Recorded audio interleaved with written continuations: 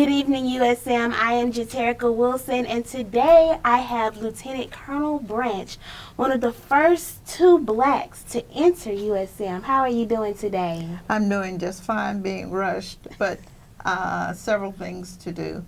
Yes, ma'am. What led you to come to USM?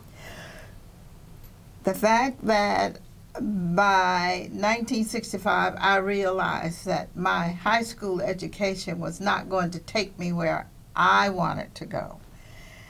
And Gwendolyn Elaine Armstrong, who was a high school student who applied here, was afraid to come alone.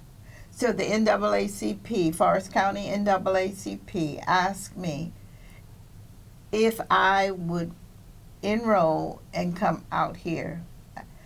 And believe it or not, we didn't have one single class together. However, we knew each other was on the campus. And the NAACP paid my tuition, but I didn't, with 3 children and a sick husband, I didn't have, money. I worked on campus.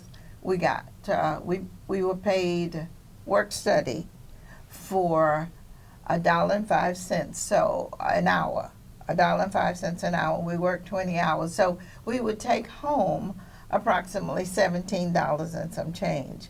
And when I ran out of money, I'd walk back and forth home, and it's a good 3-4 miles. Mm. Okay, so when you entered USM, what were some problems that you had to face? Number one, we did not know anything about the campus. And the FBI had asked us not to ever go to Wimpy's. Now, Wimpy's was like a hamburger joint. It was next to the post office on this end of what is now the hub. The bookstore, the post office, and Wimpy's. You can go in and get a hamburger, hot dog, a fries, a milkshake, things like that. And we, not knowing where Wimpy's was located and not wanting to admit we didn't know where it was located, we went almost every day that if we didn't have money to eat in the cafeteria, we went to Wimpy's. And then one day I realized one of the bodyguards, we had 6 bodyguards, and one of the bodyguards was a gentleman who was a police officer in Hattiesburg. He and I had I would say he tried to kill me one time. He hit me in my head with a leg of a chair, and I was at my grandmother's house. And I've never stood down, and I've never been afraid. But when I realized he was one of the bodyguards, I told Elaine, guess where we are? And she said, where? I said, we are in Wimpy's.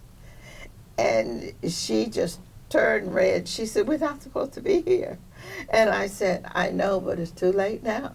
We might as well sit here and enjoy it. But we really did not. I'm going to be very honest and give credit to probably Dr. McCain, who was the president at that time. He had, in a meeting, stated that classes would go on as usual. The Klan wanted to come on campus and burn a cross. And probably because he was very close to the Klan or the White Citizens Council, he told them, no, you will not burn a cross on our campus. They did go over to William Carey and burn a cross at the president's house, just like our alumni house now was the president's house. The president lived here on campus. They did go over and burn a cross at the president's house at William Carey, and that was Dr. Nooncaster. Of course, I think we have 2 presidents since Dr. Nooncaster over at William Carey. But we simply went to class and did what we were supposed to do. She was younger than I was. I was married. An 18-year-old is in a whole different category. And they thought my husband was blonde and blue-eyed. And how they had gotten that information, I don't know. But I wanted to go to a basketball game, and so the guy I went with was blonde and blue-eyed. And they said, well, it's her husband, so, we have to protect him if anything happens. But I never had maybe one incident. We had to have 2 credits of PE at that time. And I was out on the baseball field, which is now Trent Lott Building and the new business building. And I'm not a sports person. I couldn't hit a ball or put a ball in a basket or none of that kind of stuff. But when I was up to bat, the ball, someone yelled "nigger" from the back of the football field, the buildings, and I hit the ball, a home run, and I never hit a ball up until then, and I haven't hit one since then. Okay, so fast forward to now. What are some things that we can see you doing now? What are you doing now? Believe it or not, I'm supposed to be retired, but I am assisting the DOs, the doctors of osteopathy from William Carey, testing and guiding them through the 3 years they have to go through in the medical school at William Carey. Before that, I worked long enough with the Red Cross to get a retirement out of it.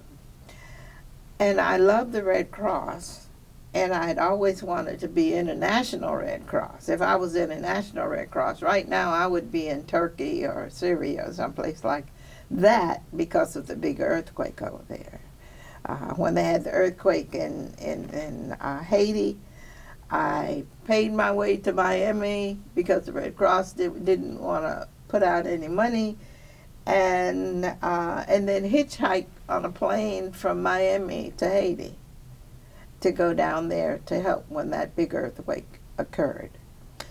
I had retired from USM. I taught in the School of, College of Health, School of Nursing.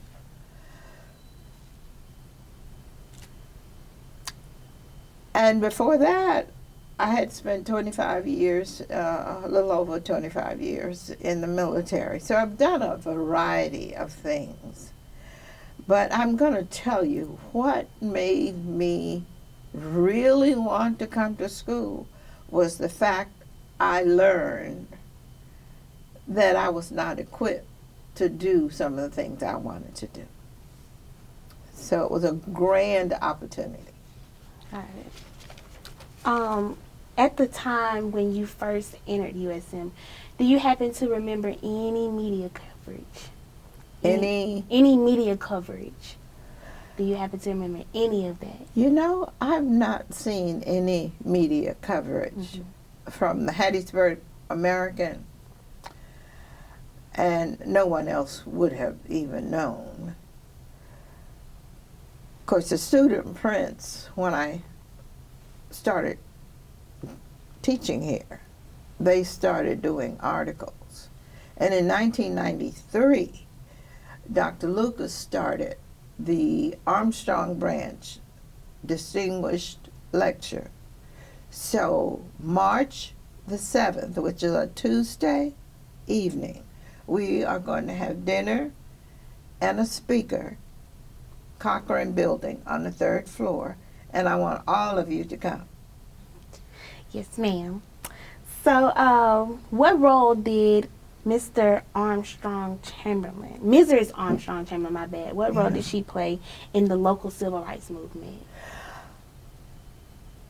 Remember, she was a high school student, and I don't remember her being a part of, let's say, the open and active activities of civil rights here in Hattiesburg. And Hattiesburg is ground zero, as far as I'm concerned, when it comes to civil rights. We had Miss Victoria Gray. She was Victoria Adams.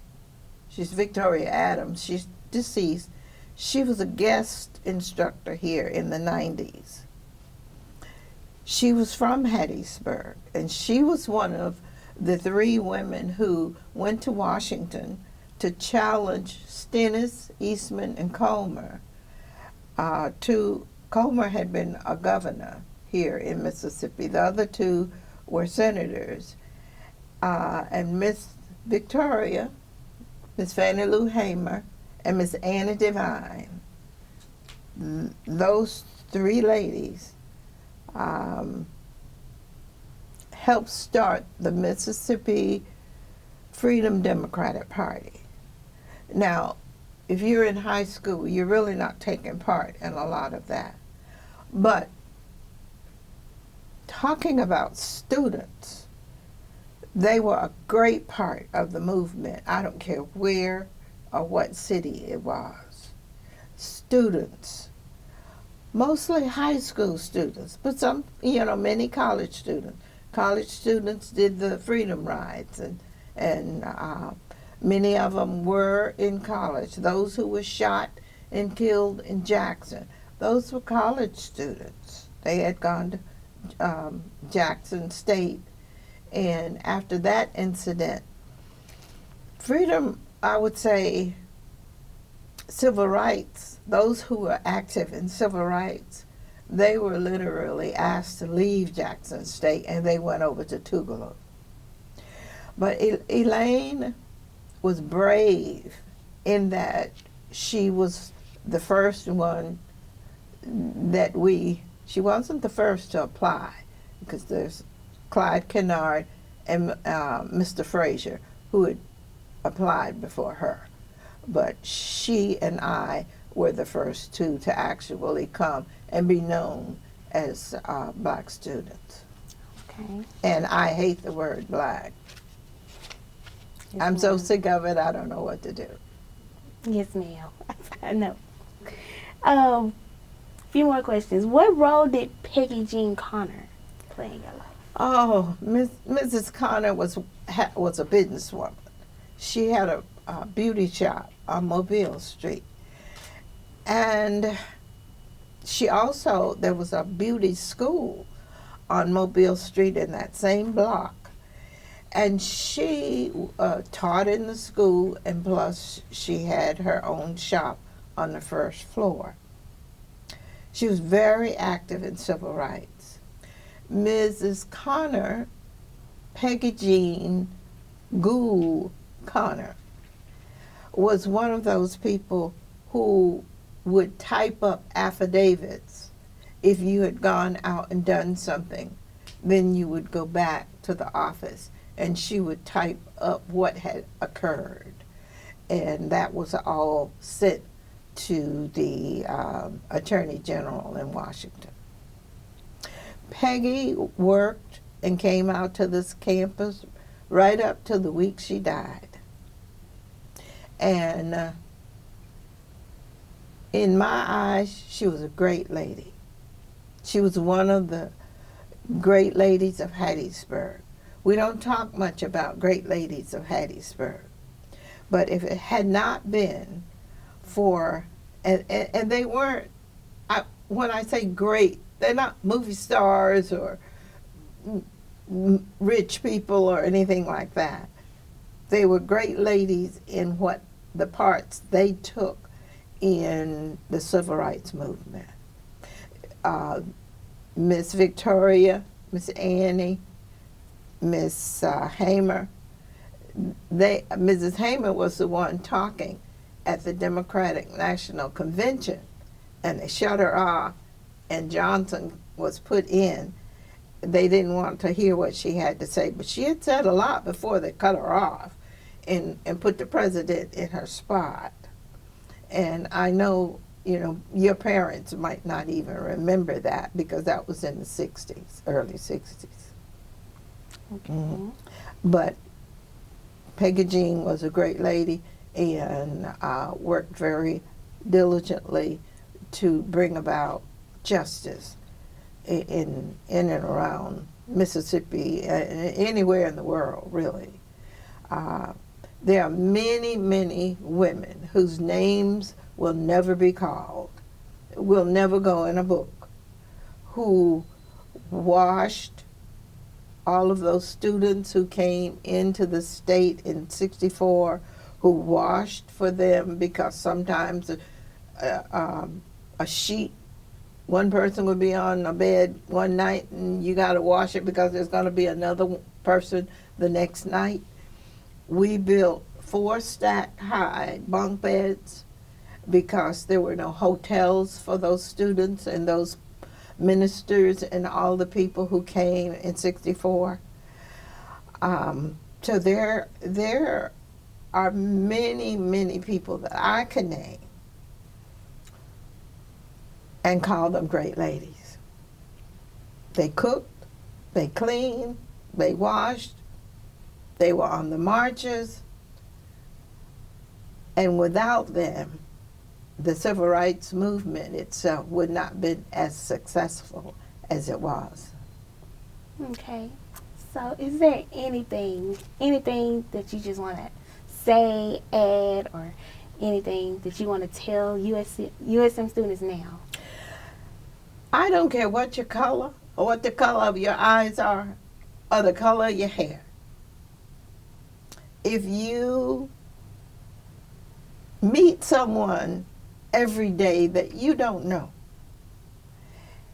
and get to know their story and you tell them your story, you have pulled together and you'll be like fireflies.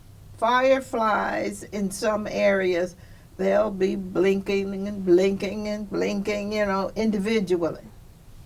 But when you come together, there are fireflies that blink all together at the same time, and no one really knows why. But when you are blinking together without regard to what they call that race, that it's as phony as the paper it's written. We are one race of mankind, humankind. And we have to act like that, and we have to treat others that way. Dress the part, look the look, walk the walk, talk the talk. That's what I say. And I want everybody to get up in that auditorium, the ballrooms at Cochran Center on March the 7th. The lady who is speaking is supposed to be either the daughter or the granddaughter of Ralph Abernathy. And if you've done any reading, Dr. Abernathy was very close to Dr. King. Okay. Mm-hmm. Thank you so much for joining us today. You're welcome. Thank you so much. This is JaTerrica, SMTV.